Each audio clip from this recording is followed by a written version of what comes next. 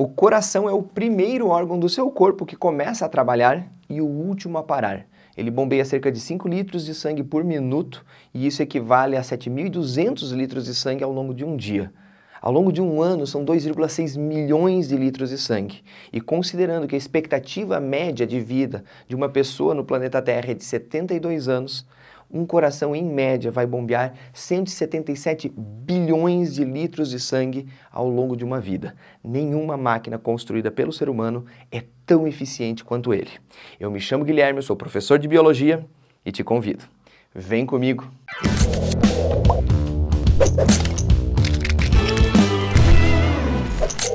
Tatuzada, vamos então para a nossa aula introdutória a respeito de sistema circulatório. Por que, professor, aula introdutória? Porque aqui a gente vai entender o funcionamento geral do sistema circulatório e depois a gente vai entender aspectos anatômicos do coração, dos vasos sanguíneos, a gente vai entender como que é controlada a frequência cardíaca, mas isso é assunto para depois. Você tem que entender isso muito bem antes. Então vamos lá, funcionamento geral do sistema circulatório. Primeiro, pensa no seguinte, a gente estuda sistema digestório, a gente estuda sistema respiratório, a gente estuda sistema excretor, sistema hormonal e todos esses sistemas, além do sistema imunológico, dependem da circulação. Dá para dizer que o sistema circulatório ele é meio que um integrador de todos os sistemas. Ele junta partes diferentes do seu corpo. Como que um hormônio sai da sua cabeça e vai parar na tireoide? Como que um hormônio sai da sua cabeça e vai parar nos testículos? Através da corrente sanguínea. Como que nutrientes absorvidos no intestino se distribuem para todas as células do seu corpo? Através da corrente sanguínea. Quem promove esse processo circulatório é uma bomba chamada coração através de vias, de caminhos chamados de vasos sanguíneos e os capilares. É disso que a gente vai falar. Então eu coloquei aqui para você, ó, transporte de substâncias, e aí pensa em todas as substâncias possíveis. Pode ser glicose, pode ser sais, oxigênio, gás carbônico, excretas, tudo que você imaginar. Água, claro, hormônios e também células pelo corpo. A gente não pode esquecer que dentro do sangue nós temos células, o elemento figurado do nosso sangue, as hemácias ou glóbulos vermelhos, os leucócitos ou glóbulos brancos, as plaquetas, também chamadas de trombócitos, são estruturas que a gente tem dentro do nosso sangue que são transportadas através de um sistema circulatório. Maravilha? Entendido isso, eu acho que a parte mais importante da nossa aula está aqui. Talvez você pensasse, deve estar aqui, mas não, está aqui. Essa é a parte mais importante da nossa aula. Você tem que entender do que é que o sistema circulatório é composto. Bem simples, ele é composto de um coração, vasos sanguíneos e capilares. O que são os capilares, prof? São vasos muito fininhos. É eles que vão permitir as trocas de substâncias com as células do seu organismo. Como é que ocorre a troca de gás oxigênio e gás carbônico lá no seu pulmão? Através de capilares pulmonares.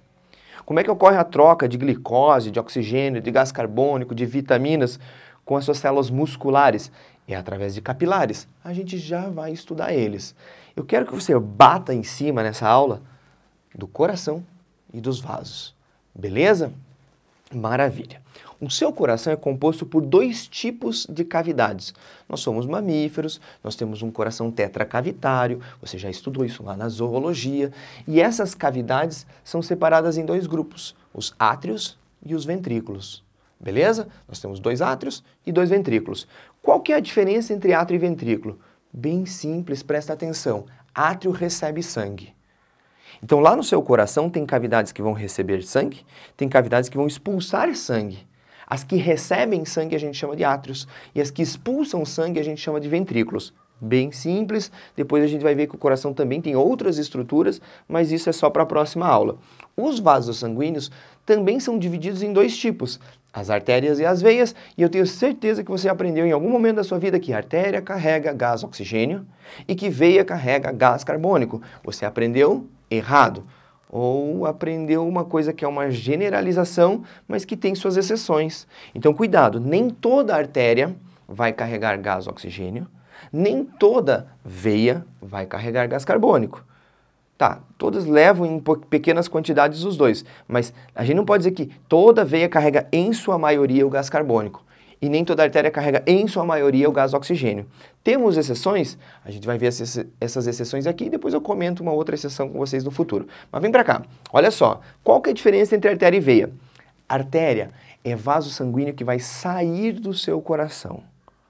Sair do seu coração e todas as ramificações a partir dela. Então, por exemplo, sai a aorta e aí vai se ramificando. Tem a aorta que vai dividir em artéria renal, artéria femoral, artéria porta, do sistema porta. Gente, tudo isso é ramificações de uma artéria, saiu do seu coração. Maravilha? A gente tem veias que chegam ao coração. Então a artéria sai do coração, veia chega ao coração. Guardou isso? Guardou essas 4 coisinhas aqui? Se você guardou isso, você entende com facilidade o processo que vem na sequência. Se você lembrar que átrio recebe sangue e que ventrículo expulsa, se você lembrar que a artéria sai do coração e a veia chega ao coração, acabou a nossa aula. Eu não precisava nem explicar isso aqui para você, mas eu vou explicar. Primeiro, eu desenhei um coração esquemático. O nosso coração não é bem assim. Na próxima aula a gente vai ver ele com um pouco mais de detalhe, mas eu acho legal você copiar isso aí no seu caderno.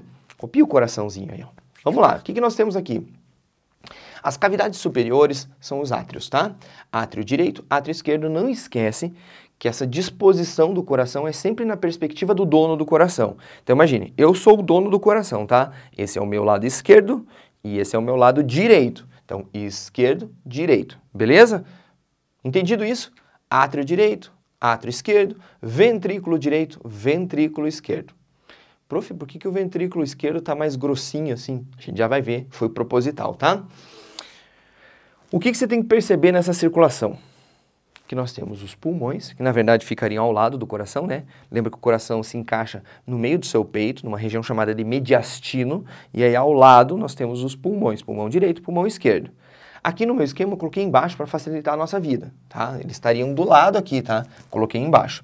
E nós temos os tecidos do corpo, que são as células que você tem em todo o seu organismo. Pode ser uma célula do joelho, do dedão, do pé, da orelha, qualquer lugar, tá? Células do seu corpo, tecidos do seu corpo. Por onde que a gente começa a entender essa circulação? Já sei, professor, a partir do ventrículo esquerdo. Eu gosto, didaticamente, de explicar a circulação a partir dos pulmões. Por que dos pulmões? Porque é a partir dos pulmões que vai chegar o gás oxigênio.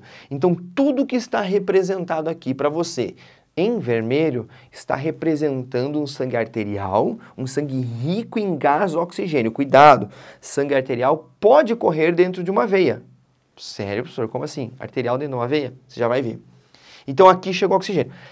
Quando o oxigênio é distribuído para as células do corpo, elas vão pegar o oxigênio e liberar gás carbônico. Então, toda a parte azul do nosso esquema, a gente está falando de sangue venoso, sangue rico em CO2. Se você quiser anotar essas informações, ela pode ser importante para ti. Então, vamos lá. Oxigenou o seu sangue, lá nos pulmões. Para onde que o sangue vai? O sangue oxigenado tem que se distribuir para todas as células do corpo. Mas o pulmão não consegue jogar para as células do corpo, né? A gente tem que jogar para o coração e o coração vai bombear o sangue para as células do corpo. Ele é uma bomba. Beleza. E aí?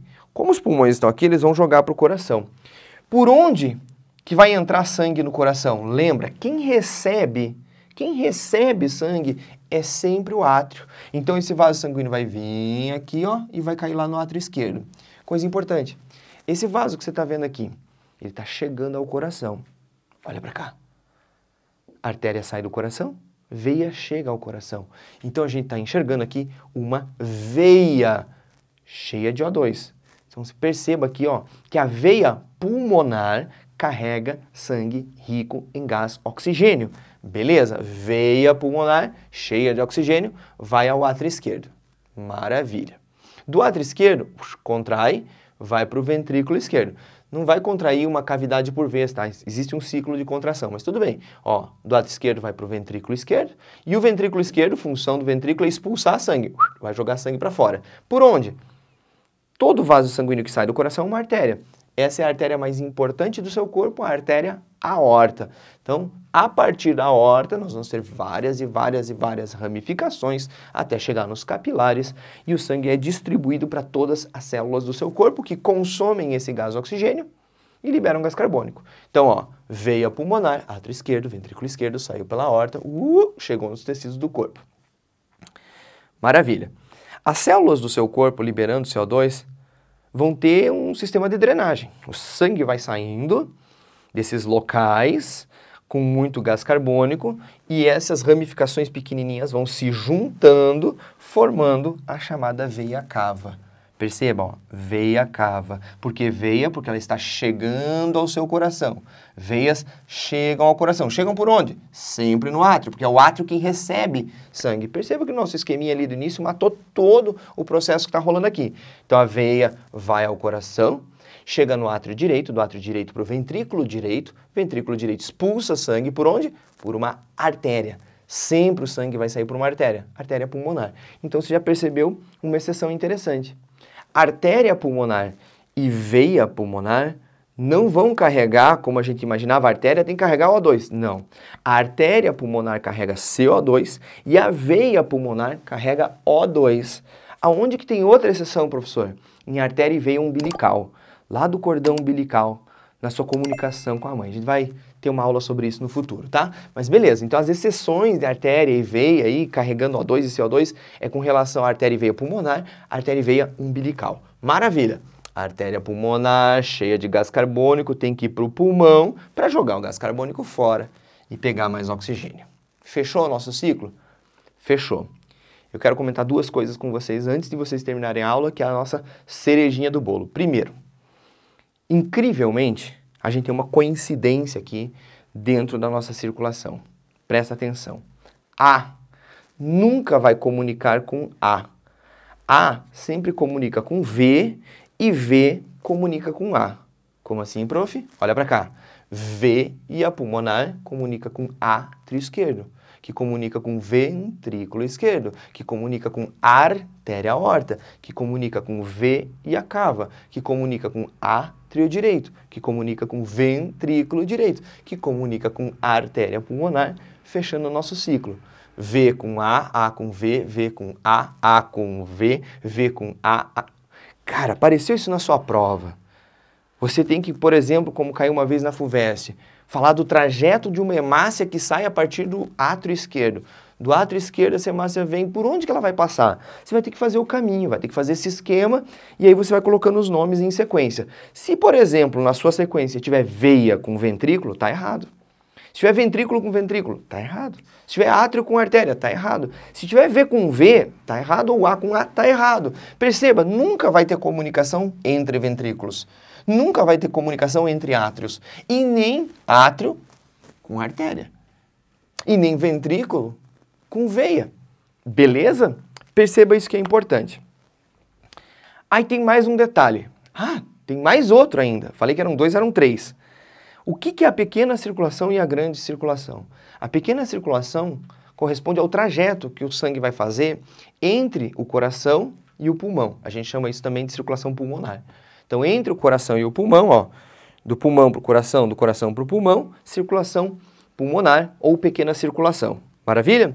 A grande circulação é entre o coração e as células do seu corpo, as células do seu corpo e o coração. A gente chama isso também de circulação sistêmica. Beleza? Anotei ali para vocês. E para a gente realmente finalizar a nossa aula, perceba que a gente tem paredes mais espessas no ventrículo esquerdo e isso tem uma lógica bastante clara. Por que o ventrículo esquerdo tem uma musculatura mais desenvolvida? Porque a força que o ventrículo esquerdo tem que fazer para bombear sangue para todas as células do seu corpo é muito maior do que, por exemplo, o ventrículo direito tem que fazer para jogar sangue para o pulmão. Então, o ventrículo esquerdo é maromba. Ele é hipertrofiado, ele é fortão. Maravilha? Fica aí que eu tenho um recado final para você e que é bem importante. Um erro muito comum do estudante de alto nível é perder a humildade. Eu dou aula há 15 anos, até o momento da gravação desse vídeo.